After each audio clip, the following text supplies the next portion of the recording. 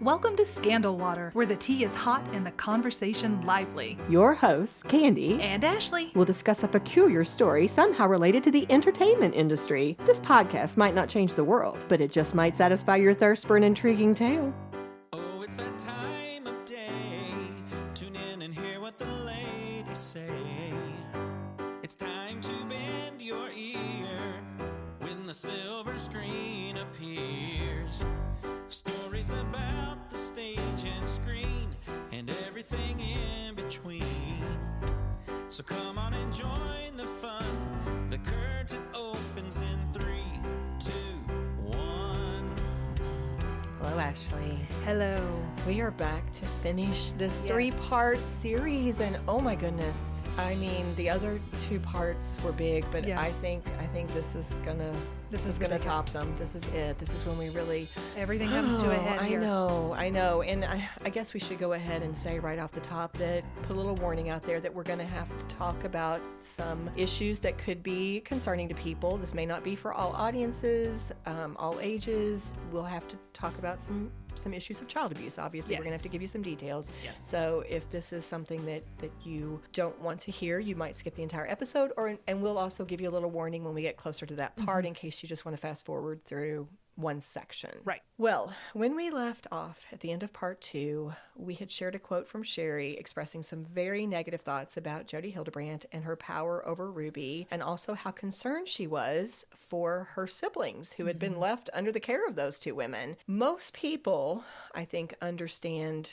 that Shari and Chad really had very little power to do anything. Right. They're still children. They basically. are. They're teenagers at this point who have been removed from their family. They don't have the financial resources. They don't have the authority and the power to do a lot. But some people have asked why Kevin, their father, had not done more. Yeah. Why did he so willingly obey Ruby's invitation to move out and to break all communication with the entire family? Because there are places, I think Shari even said she tried to call her dad and was blocked at one point. He blocked her. He would Neighbors tried to reach out and they got blocked. They got blocked. Shari tells of passing her dad on campus one day and how he kind of did this little grimace and then hurried off and would not speak with her. I did want to play for you this short clip taken from the People interview that Kevin and Chad gave. It's about a minute long, and he explains, I think, a bit of his perspective regarding this question. I think it's relatively easy for somebody out there who's,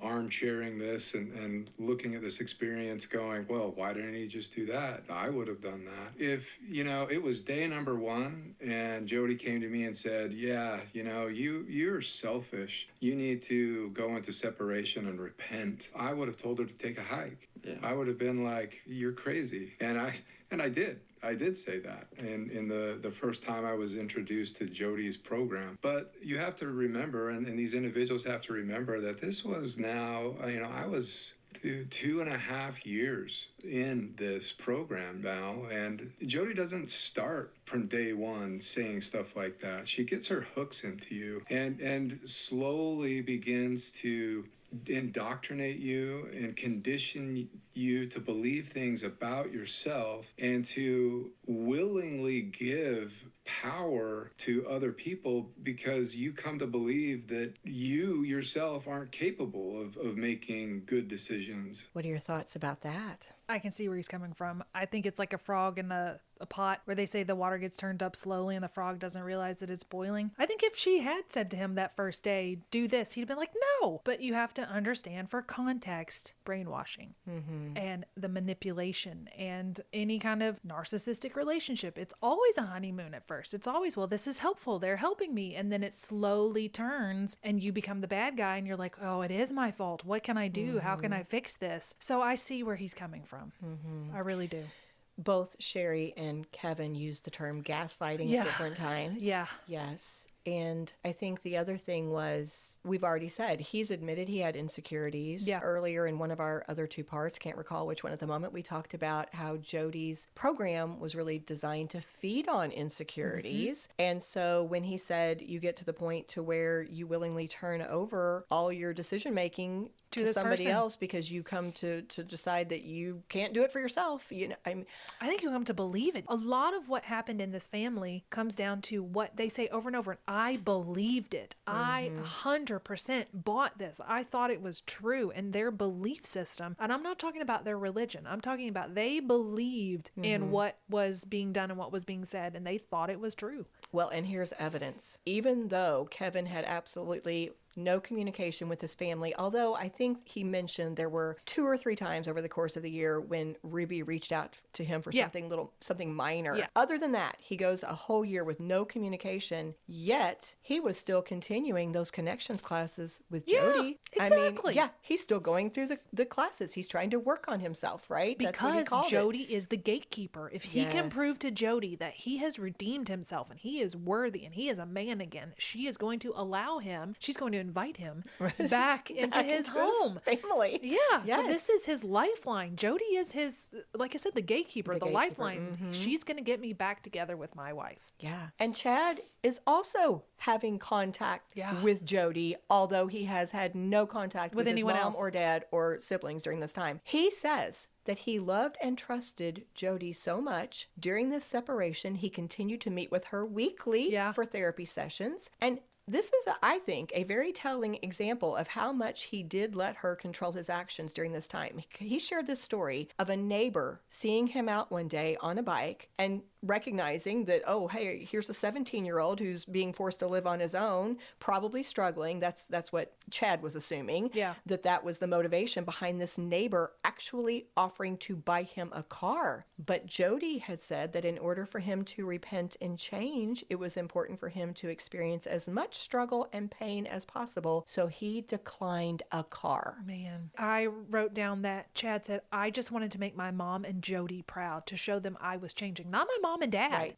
Jodi has now taken the place of the parental figure. It is now mom and Jodi who are running this family. And then Kevin said in the docuseries that I was terrified I was going to lose my marriage. I was going to support her, Ruby, over all my children, period. I was 1,000% compliant at that point. I had to convince Jodi. It was radio silence from anybody and everybody except for those weekly men's groups. He said I shifted to an absolute hermit. He just was so focused on, I've got to convince Jodi so I can get back to my family. I mean, it does. It sounds crazy when you To us hear in it. hindsight. Right, but this is what they are is his living. reality. This is what they believe. Yeah. Well, of course, Shari is cut off as well, as we've heard, but was very concerned about her siblings, especially since she was more friendly, apparently, with her neighbors than her mom was, because she would hear reports every now and then. We've already said this. The neighbor said that sometimes when they would reach out to Kevin, they would either, well, one neighbor said that one time He said, hey man, there's police at your house. Hope you're okay. And then nothing. Right. No response. when he called back, blocked. You know, most of them just couldn't get hold of him.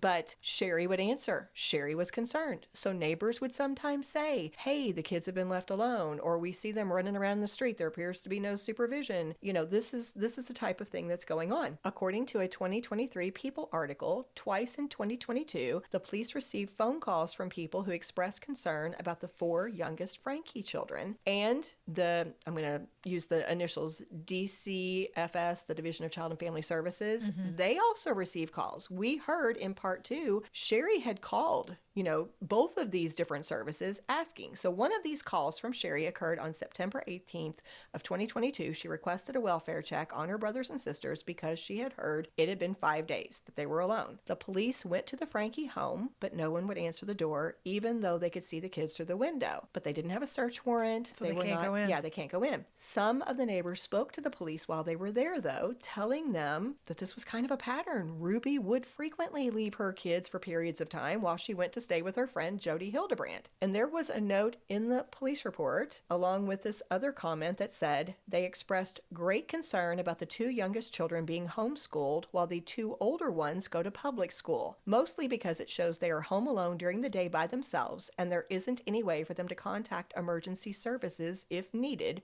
due to them not having phones and a landline not being available in the home. Oh, wow. So now think about this. The 2 youngest are being homeschooled? By who? Right. and they're being isolated more. The two middle kids are getting to go out to a public school, have interactions. Which I think the two older ones went to A public school as well. Was it public? I thought it was a nice private school. Well, Shari tells in her book that she was at one school, but then because they moved didn't her. like her interactions, and so they moved her into Chad's school. And now that I think about it, did they move her from public to private, or we're not sure? Vice versa? Yeah, we don't know. Anyway, the other kids were going to public, and the two younger were being homeschooled by a ghost. Yes. So Shari gets another call from the neighbor saying, hey, the kids have been pulled out of school, and the dog that they had, the family dog, has been gotten rid of. I hate that so much. I know. So she called DCFS again, but that investigation was closed for lack of evidence. It was a thing. Several people were reaching out to these different organizations trying to get some help, but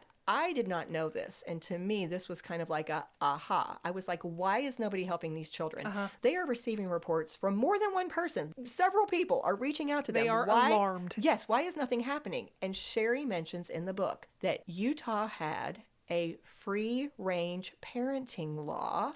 And that was one of the key things that prevented the police and social workers from being able to do much of anything. In her book, she said, quote, passed in 2018, the law was intended to protect parents who allow their children more independence, but it was absolutely sabotaging anyone's ability to protect my siblings. That answered a question for me. I was like, this is why they couldn't help these kids. Well, all of this brings us to August 30th of 2023 and the fateful incident that we actually shared at the very beginning of part 1. This was the day that Ruby's 12-year-old son escaped from Jodi Hildebrandt's house. He made his way to this neighbor that we heard make the 911 call. After trying a couple other houses, I believe. At least one other house. Yeah.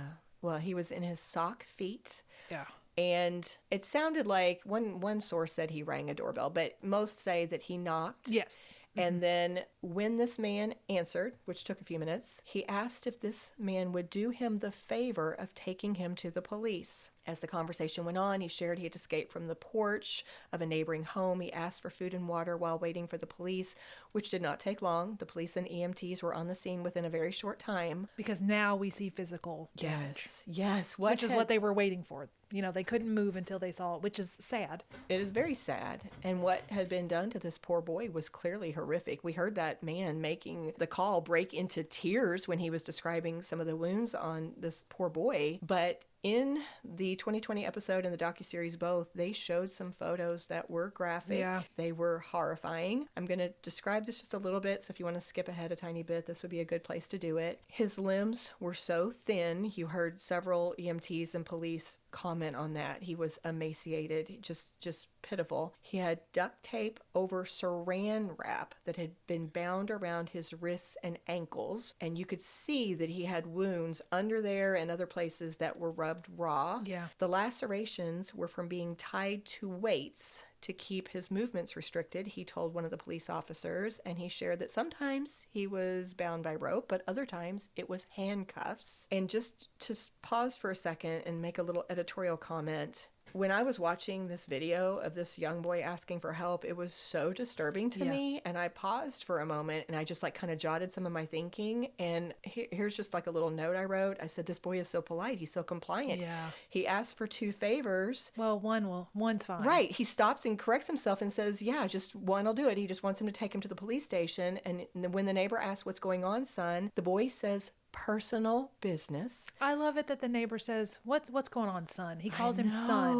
What a term of endearment. And then when he says personal business, he's like, have a seat. Come on, let's talk about this. Yes. And later the neighbor tells the police that the boy seemed to think what happened was his fault. And I wrote the question, how brainwashed and controlled was this poor child? That's what went through my head. As I continued to prepare for this episode and did so much more research, I found this statement in a 2024 ABC Eyewitness News article that was talking about this young boy's request to be taken to the police. It said, quote, investigators told 2020 they believe that this boy, asked this not so he could receive help, but rather so he could complete the repentance process that his mother and Hildebrandt told him was required to absolve his sins. Yeah, I think he wanted to turn himself in. Yes. I don't think he wanted help. I think he wanted to turn himself in. It was so disturbing to me. I now have seen several sources talk about this, and they say that he was so brainwashed and conditioned to believe that no matter what happened, he was ultimately going to have to repent and serve some time at jail, that this poor boy was like, I can't take this anymore. Just go ahead and take me. Yeah. This is what has to happen. Let's just do it. I also heard something that said that he probably thought, well, jail has to be better than this. Exactly. So let's get to jail. Yes, absolutely. There was a female police officer who spoke on 2020 and also the docuseries. She was a big part of this investigation. Her name was Detective Jessica Bates. She recalls being just absolutely struck by how emaciated he was. She referred to his appearance as being nothing but skin and bones. There is another EMT who cries on the body cam talking about it. Yeah. But she said in her interview, the boy was so calm. She called him stoic. She commented that as she was checking him out, as different people, the EMTs were checking him out, he wouldn't flinch. He wouldn't react when they were doing something that was clearly painful. Exactly. They said he must be so used to pain. It was just so sad. So sad. In this short clip I'm going to play, this is again Detective Bates sharing just a tiny bit about what they learned from this boy during this time that they were talking to him, and then what happened. He said that he had been tied up and that he had handcuffs on him. And he said, I have a younger sister in the home. And I was like, when did you see her last? And he said, it's been over a month. He said he had heard her in the home, but they had been kept totally separate. We decided we were going to do a sweep of the house and try to locate whatever other children were in the home. Police officers, open up! Can you believe he was in a house with his younger sister for a month and they had not seen each other? You know, something else that struck me is when you have cases that become this famous, and for these police officers, it's just a normal day on the job. You don't know that the footage that is getting ready to be on the body camera is something that millions of people are going to see. Right. And the interview with these two police officers, it's almost like, oh, these are the ones. These are the ones. He's the one that found the younger daughter. She's the one that took care of the boy. It's wild to think you just were a regular person the day before, and because of this, people now know who you are, just because of your involvement in this. Yeah. Oh my goodness. Well, as we heard right there at the end of that little clip, the officers now have gone to Jodi's house because they know there are siblings there. They're looking for at least one. Right, at least one other child. Jodi was on the phone with her lawyer when she answered the door, tried to keep them out by saying they needed a search warrant, but they told her they did not because this probable cause. Well, yeah, and also like a life is at stake. As far as they know, a child is in danger. Because they just saw the other one. Yes, 100%. So they pulled her outside, which made me very happy. A lot of people comment online that this is their favorite clip of her being yanked out of her house going, whoa, whoa, whoa, whoa, whoa.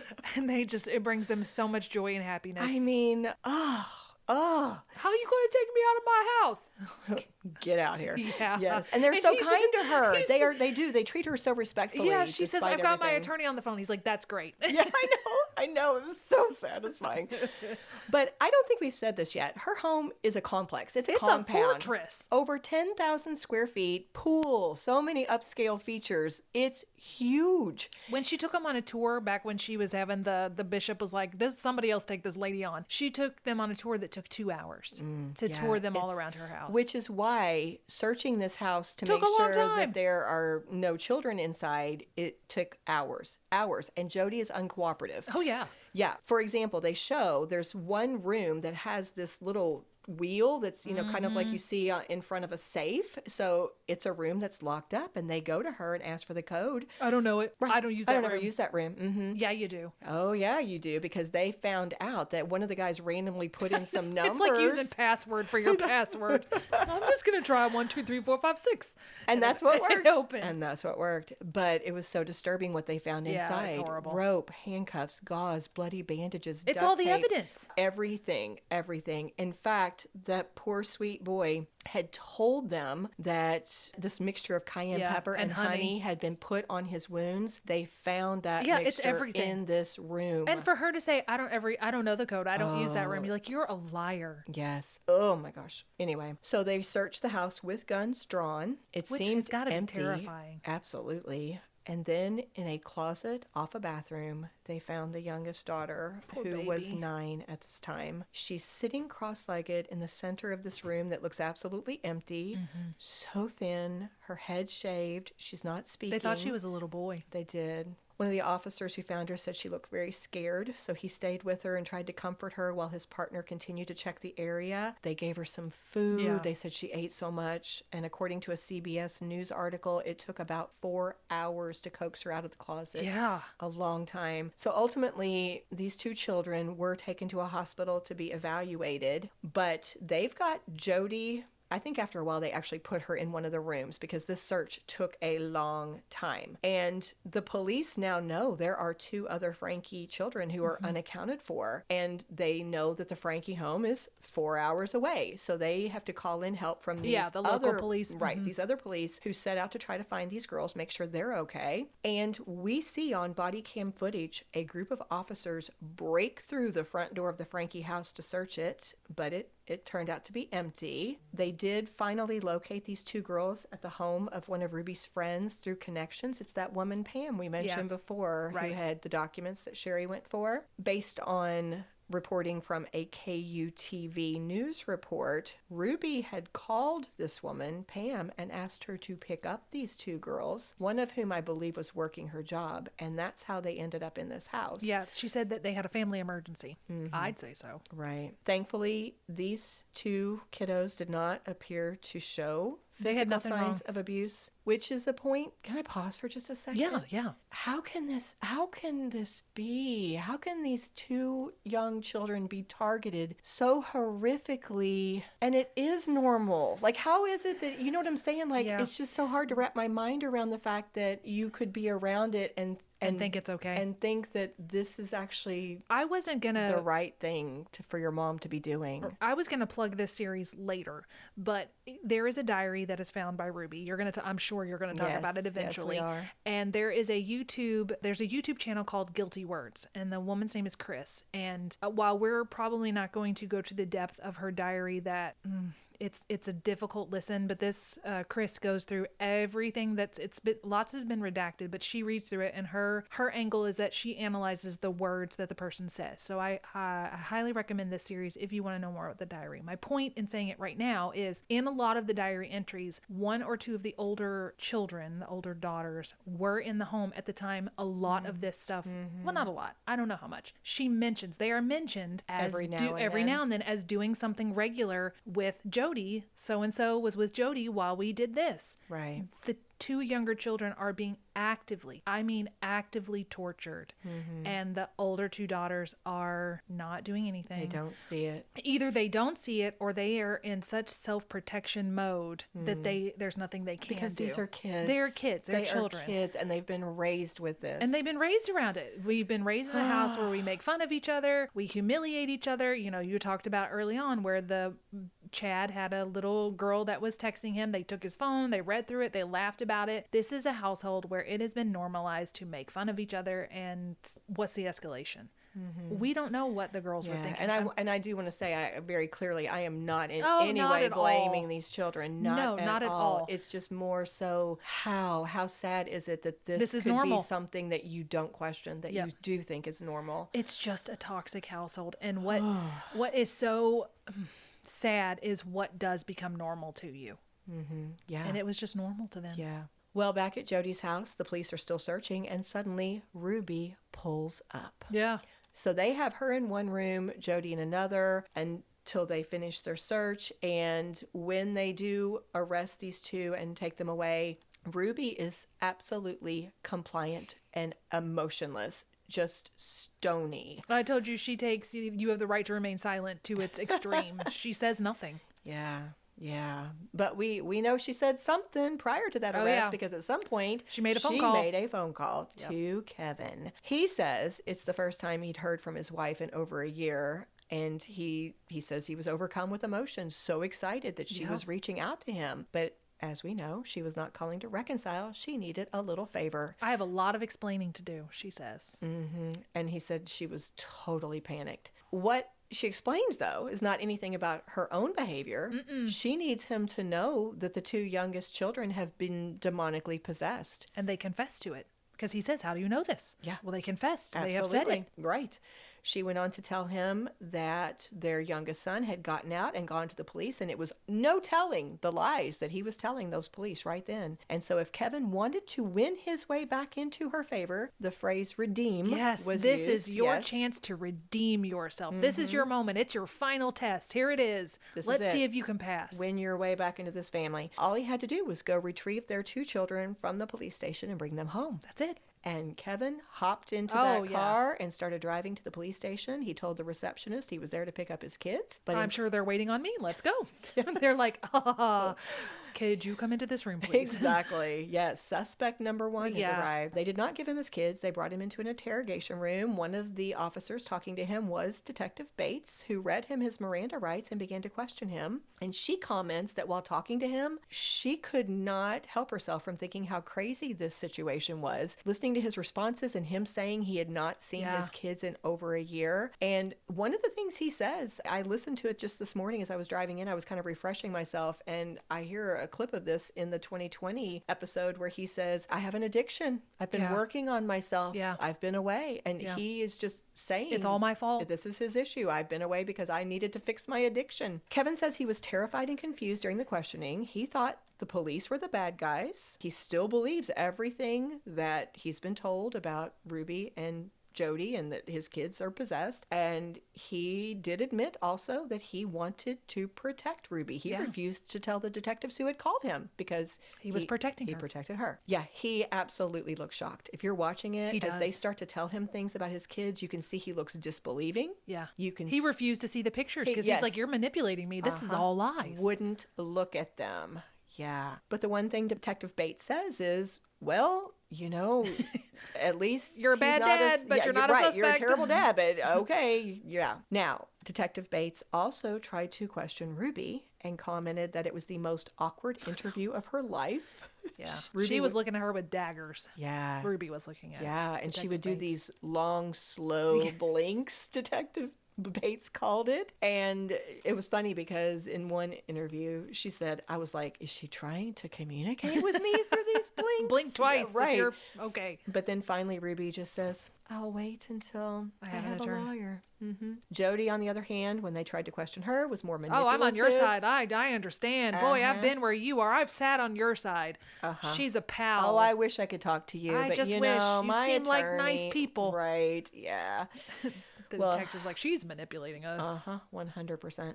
It was during the second police interview with the boy that he shared more details of his abuse. So again, here comes some more details if you want to skip ahead a little bit. He described being forced to stand in the sun or jump on a trampoline for hours. You have to understand this is hot. It can get up to 110 degrees where they are. We've already said this, but he talked about being tied down with weights, being taken out and forced to run along a dusty, windy road with his sister in the heat of the day for a long time, being taken to a cemetery barefoot and being forced to clean up glass, clean up weeds and stuff. Yes, just horrific things. And then when the police went back to search the home again, they found exactly what you referenced a bit ago. They found Ruby's diary because remember, she was taught that you should meticulously record the details of your life, and she thinks that she's doing nothing wrong. So she's telling it all. They showed images of this in the docuseries, and it absolutely just gives you chills. It is so disturbing and so appalling. Some of the little notes I saw referenced making the kids stay outside, sleep outside, shaving her daughter's head, dousing her daughter with water, putting one of their heads in a toilet. You would see phrases like blood on his face, scream and scream. There was a sentence that said, I will not feed a demon. One of her notes read, I told the boy he emulates a snake. And then it went on to talk about all his slithering and terrible behavior. And then she comes back just a few sentences later to say, if he wants to emulate the Savior, I told him, he needs to be 100% obedient with exactness, no wavering. And then again, this is a theme for her. She would talk about how it had to involve good works, and the good works had to be painful. Yeah, she would make them do wall sits, which I'm not sure what a wall sit is, but she also talked about them carrying books up and down stairs. They would sleep outside. They had to sleep in the weather. One thing that she did is she put her hand over his, this is also very horrible, so skip. She put her hand over his nose and mouth and dunked him in the water, like close to drowning him, because she was trying to get these evil spirits out of him. Yeah. And, you know, he did confess, because as the YouTube series that I watched, Guilty Words, pointed out, what else is he supposed to do? You want to make it stop.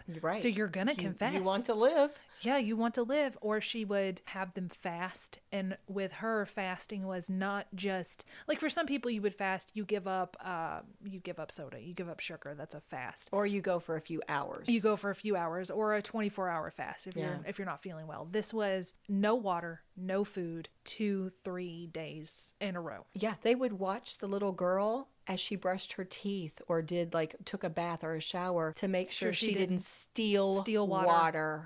Oh my gosh, yes. That therapist we've referenced a few times, Brannon, gave another quote on the docuseries. Remember, he's the one who worked with Jodi, grew concerned about her methods. His comment at this point was that it's clear Ruby truly believed her children were possessed, and that this would have been especially concerning to her because in their faith they believe no unclean person can enter the kingdom of God. So in her mind, it would have been incredibly important for her to do God's work to get rid of her children's evil spirits, not maybe recognizing that in reality she was horrifically abusing them. And Kevin and an attorney, other people echo this observation that Ruby and Jodi seemed convinced that they were doing the right thing, following their religious principles to try to rid these kids of these evil spirits. But listen to this. In Ruby's journal, she wrote at one point, I told him, give your demon friend a message for me. I will not stop. I will not rest. I will not leave. I will fight him until the day you die. Yeah, Chris brings us up in Guilty Words. She points out that a parent usually says, I will love you until the day I die. A parent is going to love the child until they're unable to love them anymore because they are gone from this world. But she says this really reveals that Ruby was ready to kill him. Yeah, Detective Bates says there is absolutely no doubt that when that 12-year-old boy escaped that day, he saved his and his sister's lives. Yes. She would have killed. She was ready to go because to that point. They were getting ready to move them even further into the desert. They were looking for property. They had found property, and they were getting ready to sell Jodi's house and move them even further into the desert. Oh, I never saw that part. I knew they were moving from Ruby's house 100% into Jodi's. But No. They were getting, that's one of the things that's brought up in the diary is they're actively looking. And one of the older daughters goes on road trips looking for this property. Because they think it's the end days and they want a place that's more remote, maybe? They want a place where they can really discipline these children. And that's what she says. They need a place where they can get kicked by a horse to try to discipline them. And she even talks about that at some points. She kicks them with boots on. Ruby kicks them. And what Chris points out is a lot of later on that Ruby's going to go, well, Jodi did all this. And Chris says, Jodi's not even home in some of these cases. Ruby's doing all this. In the diary, she doesn't say, Jodi told me to, or Jodi did this, or Jodi did that. She says, here's what I did. So she has a lot of accountability for this. I mean, I can't even think of the words to express how awful this is, despite this absolutely horrific abuse. Something that just kept hitting me time and time again was how these kids are going to have to recover, not just from the physical impacts, but the emotional abuse. And mental. There was an attorney who worked on this case. He was speaking about this situation, and he said it was one of the most severe emotional abuse cases he had ever worked on in his life. I would agree. Yeah. And so I hate to end on that sad note, but I think we should stop there, take a break, and then we'll come back. For May's minisode, we will dive into more mayhem as we delve into Ruby's diary. Using the Guilty Words YouTube channel we mentioned in our series as our source, we will analyze and discuss a portion of Ruby's own words that helped lead to her conviction. With your membership to Scandal Water Podcast, through Patreon or Buy Me a Coffee, you'll not only be able to join us for this mini-sode, but also all of our other bonus content. Most are audio only, but a few are video. So visit our website, scandalwaterpodcast.com, and become a Scandal Water member today.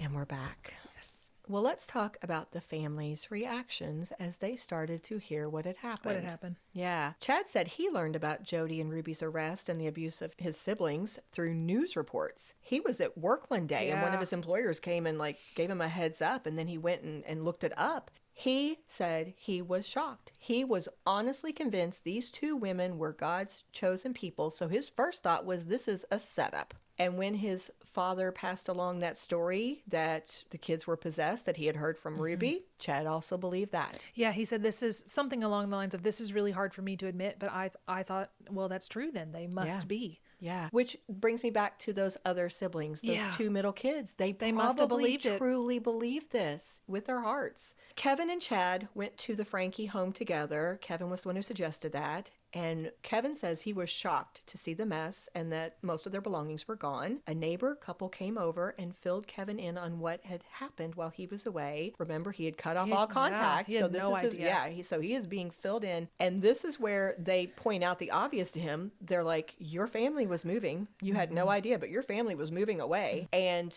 that neighbor, it was the neighbor husband. I think the wife and husband had both come over, but it was the fella who commented they ended up talking for something like 6 hours. And he finally started asking questions. And he finally started to see it. This is when he started to acknowledge, realize, and then acknowledge, I think I've been brainwashed. And then after this, he went to Chad and he said, Chad, we're wrong. We've been lied to. There's been no possession. This was child abuse. Shari, of course, sounding the alarm for years. For a long time, so concerned about her little sisters and brother. But she learned what was happening when a neighbor called to tell her that the Franke house was being broken into. Shari jumped in her car, drove right over, and made her feelings public by posting on her Instagram page. That's a pretty famous post too. Yeah, which she'd had her Instagram page for a few years. Actually, she tried her hand at social media, and actually, we'll come back to this. She still has it going and she has a large following. But at this time, watching her house be broken into, she posted a picture of the police outside the Franke family home with the caption, finally. Yeah. And then later that same day, a different post said, quote, today has been a big day. Me and my family are so glad justice is being served. We've been trying to tell the police and CPS for years about this and so glad they finally decided to step up. Now, when she wrote that about she and her family are so glad justice is being served, I kind of paused for a second. I was like, what who's she talking about? Yeah, which family? Who was on your side, Shari, trying to help you with this? And so I did a little digging, and I think she was probably talking about Ruby's sisters. So let me just kind of quickly fill you in on the reactions from Ruby's parents and her sisters. According to news channel KUTV, Ruby's parents, Chad and Jennifer Griffiths, made a statement to the court on Ruby's behalf. Okay.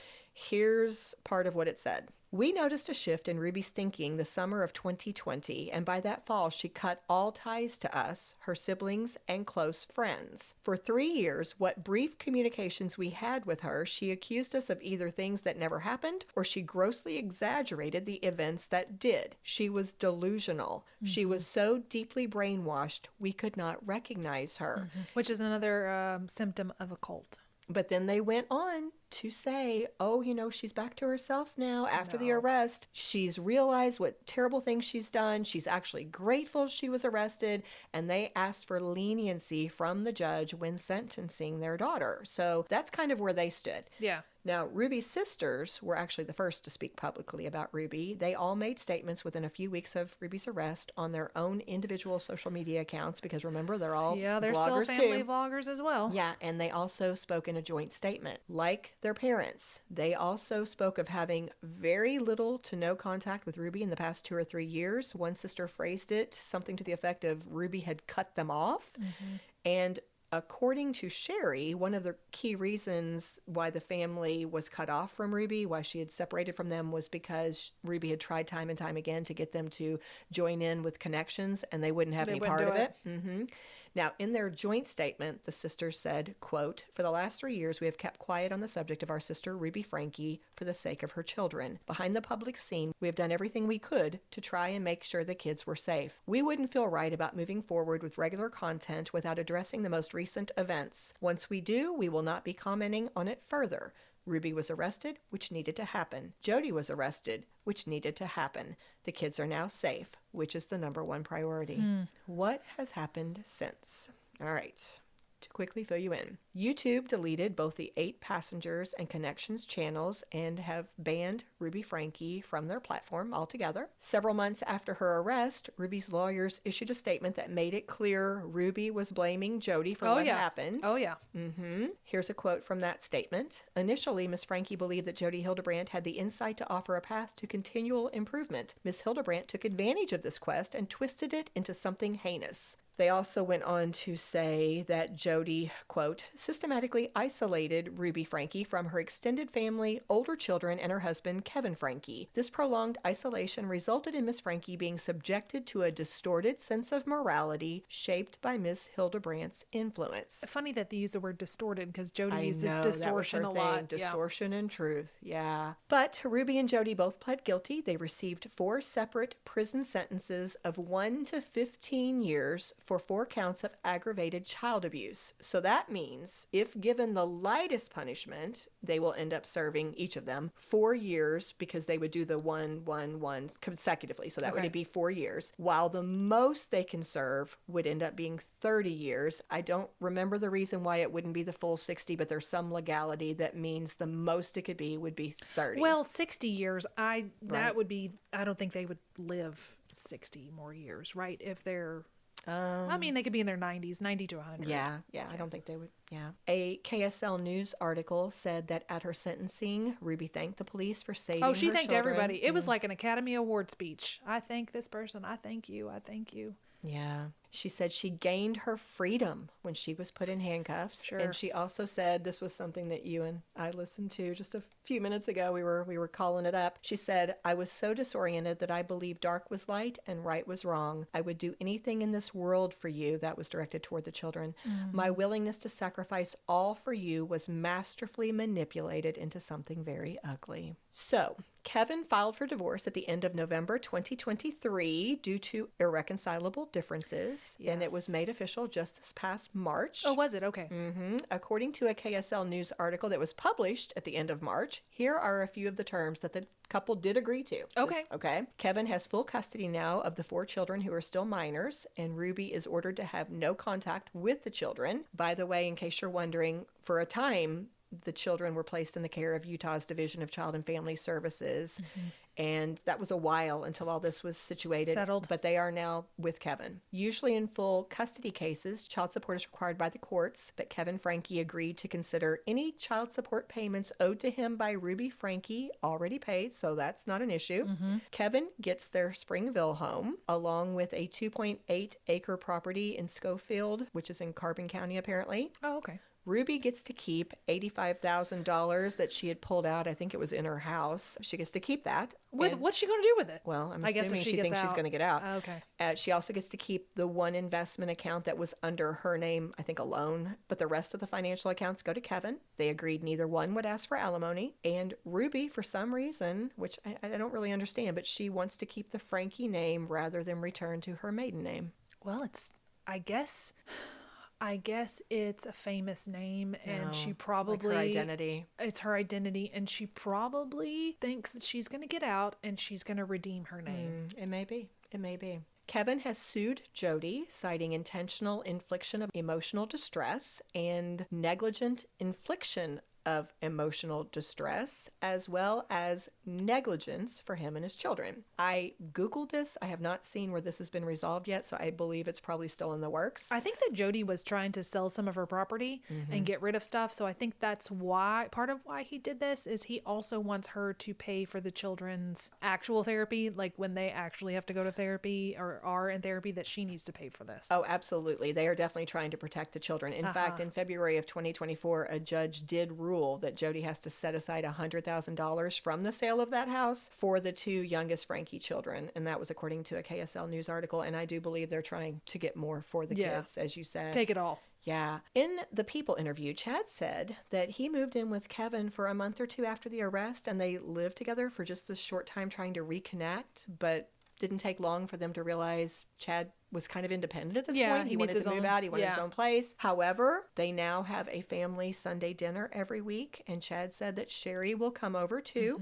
And on his Instagram, because Chad also is on social media, he shared that in July of last year, he had started real estate school. Oh, cool. Shari's engaged. And of course, we know she's written her best-selling book. We've referenced it many times. Both she and Chad are active on social media. Last week, I looked it up. Shari's Instagram account had 757,000 followers, while Chad's has 365,000 followers. Very So nice. yeah, they are both active there. But this is very cool. As a result of this, Shari has been so vocal talking about the protection of children, and especially children who are involved in vlogging and social media situations. Kevin has also spoke out as well. He has twice spoken to lawmakers, and because of all this, these 2 were very instrumental. I'm going to give Shari props because I think she's really been out there campaigning for this. But as a result, a new Utah law was passed in March establishing protections for the children of online content creators. The law gives those kids involved in those situations the right to remove media they are featured in from the internet, and also requires their parents to set aside money for them if they are used in online content.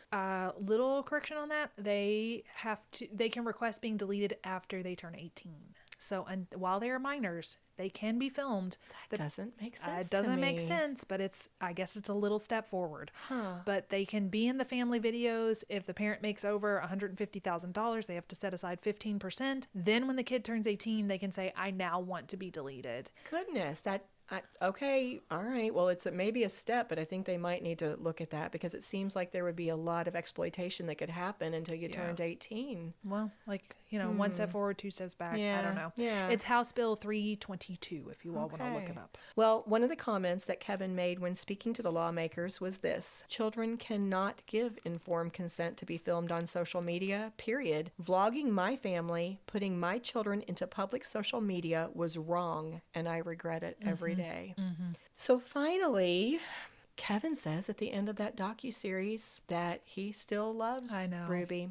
He says he's been married to her all those years. He can't help it. He still loves her. But of course, she burned bridges. He filed for the divorce. He wanted their relationship to be over. And he doesn't want to talk to her anymore. No, he either. requested that she not be allowed to send him any letters from prison. And they are honoring that. So he has definitely cut all associations. And in fact, in one of the sources, he was asked about, dating. And he said he was going to wait till the divorce was final, which it now is. But at that point, it wasn't. And he said he was looking forward to looking for future relationships. I think he just wants a new life. And I know there's been a lot of people are like, how Chad says that he still loves his mom. He said a couple times he doesn't want to see her, but he still loves her. Shari, on the other hand, Shari's like, peace out. I'm done. Never going to see you again. I'm living my life. I'm happy with my life. She wouldn't even look at her. She went to the sentencing, but she would not even look at her. Yeah, it goes back to I wonder if Ruby's behavior with the men in her life versus the women in her life was different in some way. That aside, that's their experience. I can understand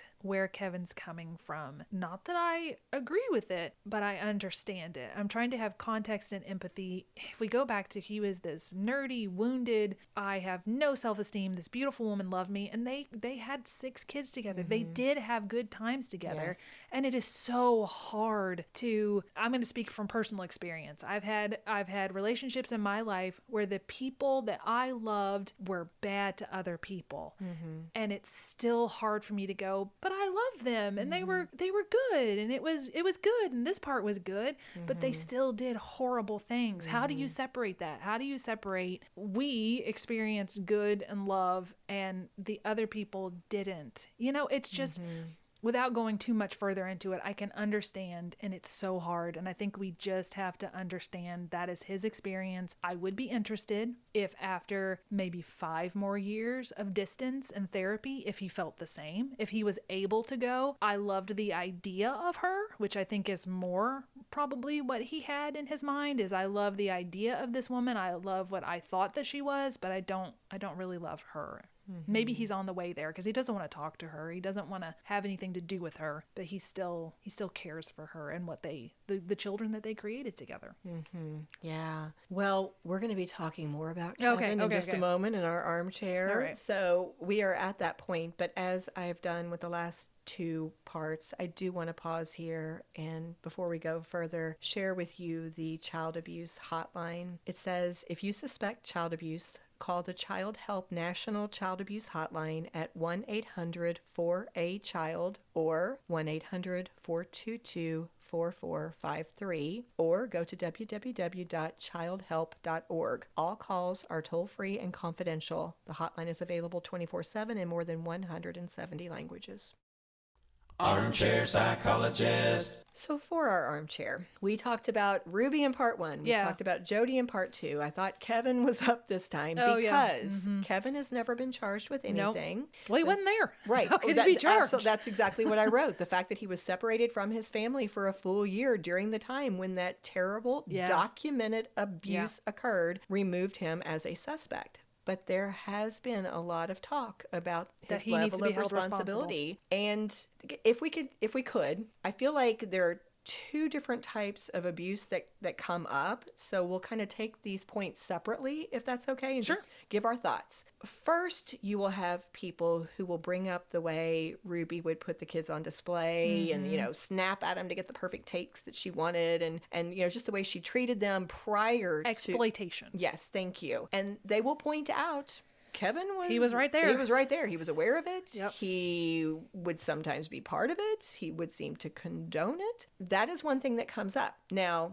I will say, Kevin has a retort about this. What's he say? Well, how about I let you talk first, give a thought, and then I'll let you know what he says. I think it's terrible. He should be held accountable for this part, the exploitation part. He even says, I exploited them. I wanted the money. I wanted the fame and adulation. But I mean, lying isn't illegal. So this isn't illegal yet either. The exploitation isn't. Right. If we're it's just not going criminal. It's not criminal. It's just bad. Yeah. It's bad parenting, but I think he's admitted that part. Right. And he said, I was a bad parent. At one point in the docuseries, they go, do you see now the point that people, well, now I see it. Then I didn't. But I think it was good for him to be honest and say, I didn't choose correctly. I exploited my kids. I was wrong. So that's but yeah, I feel like he is taking accountability there. Maybe I'm wrong. What does he say about it? Well, here's what he said. I hope that people really stop and recognize, is this really what's best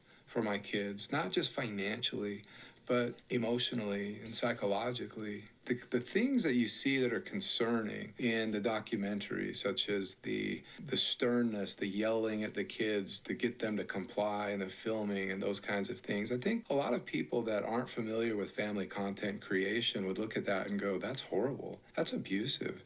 And it is abusive. But what I want people to understand is that was not unique to our family. I don't know a single family content creator that did not have interactions like that with their children. Yeah, and I can testify the same. I mean, we would go on, big YouTube trips, and, there would be so many family vloggers there with so many kids and cameras out, and, the stuff that my mom did behind the scenes, like, yelling or get back in place or say that again, or, the sternness, that wasn't just my mom as well. I mean, a lot of, vloggers and parents who are putting their kids on camera, they act the exact same. I thought that was an excellent point that I had not thought of before. Yeah. The fact that in that culture it was a brand new genre. This whole family vlogging thing was brand new. It took off. People were getting affirmation, making money off of it. It was a business. Everybody else is doing it, or it seemed like that. Probably, I'm generalizing, but you know what I'm saying. This is what everybody else is doing. I think it comes back to the idea of protections. Yeah. Maybe they didn't understand how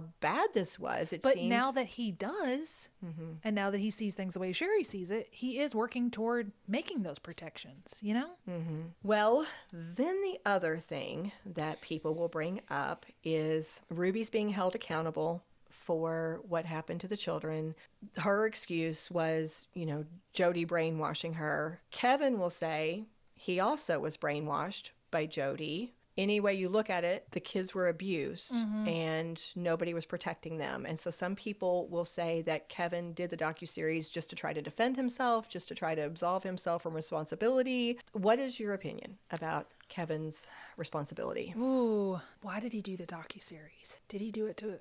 Probably, yeah, he did do it to defend himself because people have been calling for him to go to jail ever since she was arrested. Like, any video I see on her, people will say, Kevin knew this was going on. Kevin needs to go to jail. Kevin needs to be in jail and held responsible too. I don't know. We're not there.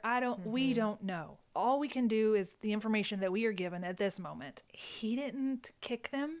He didn't throw them into a cactus. He wasn't there. Now that he is the only parent in charge, they have pets. They're happy. I've not seen their faces on the internet.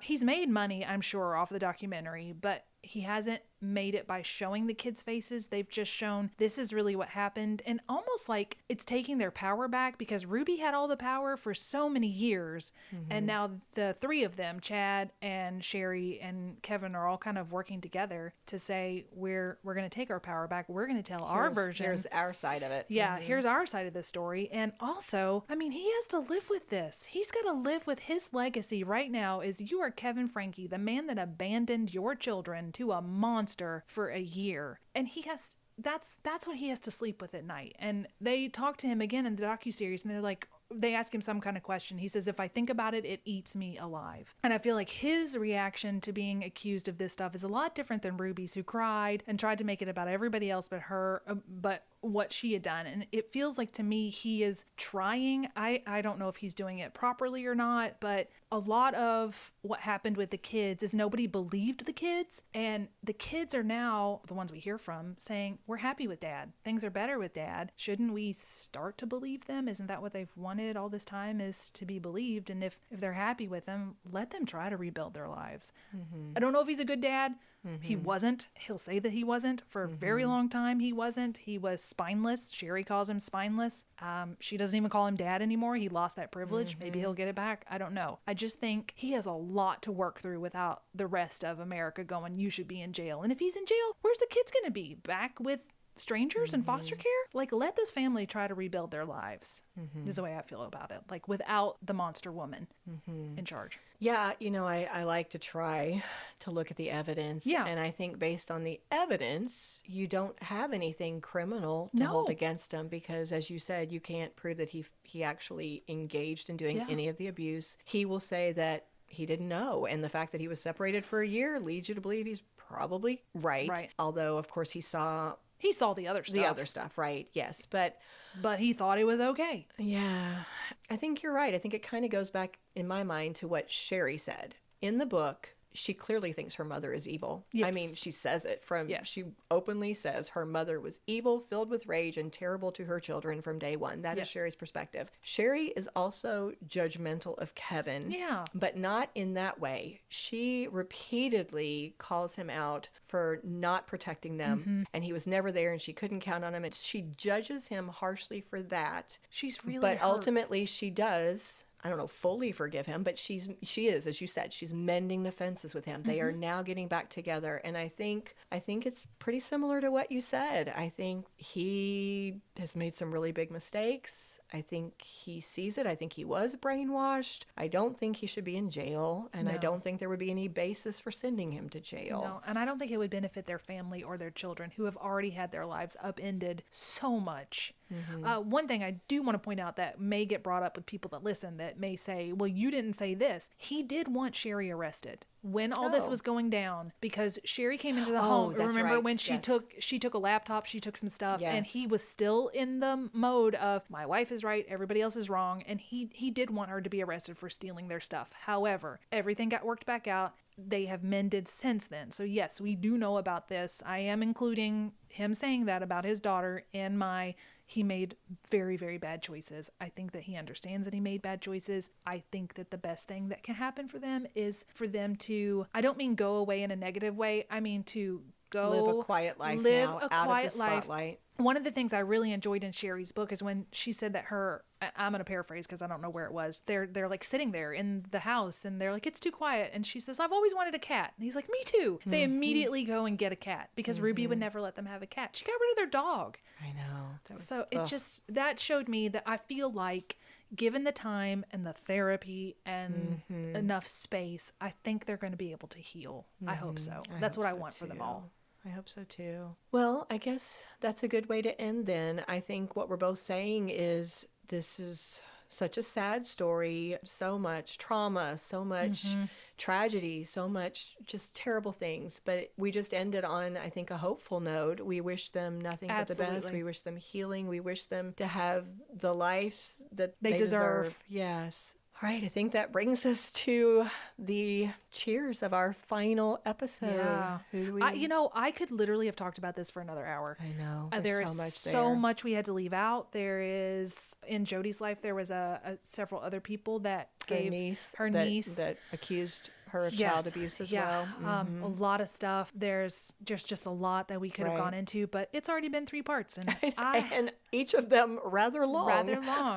But we've always tried to pick the hero in each episode, and I would like to, while we will not name him, I would like to cheers the youngest son. Absolutely. Who had the courage, and also cheers in general to the Franke children who had so much resilience and so much spirit that Ruby could not break. Absolutely. I mean, these kids are outstanding. So strong. They were so strong. I really admire their resilience and their determination and their spirit and their everything. So everything. And this little boy saved his and his sister's literally saved their lives. Yeah, absolutely. So cheers to this little hero. Cheers. Cheers.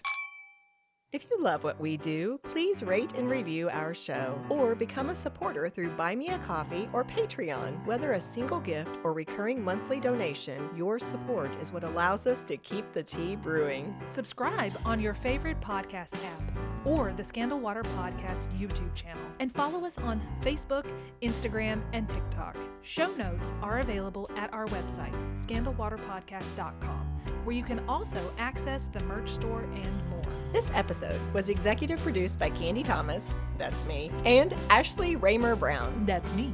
It was researched and written by Candy Thomas and edited by Ashley Raymer Brown. A special thank you to Josh Martin, who wrote, composed, and performed the Scandal Water theme and other music, Matt C. Adams, who created the artwork, and Joshua Reeve, who designed our website and provides ongoing technical support. As a reminder, this podcast is purely for entertainment purposes. The thoughts and opinions of the host during each episode of Scandal Water are their own and do not reflect the opinions of any future guests, advertisers, or clearly professional psychologists. Thanks for listening.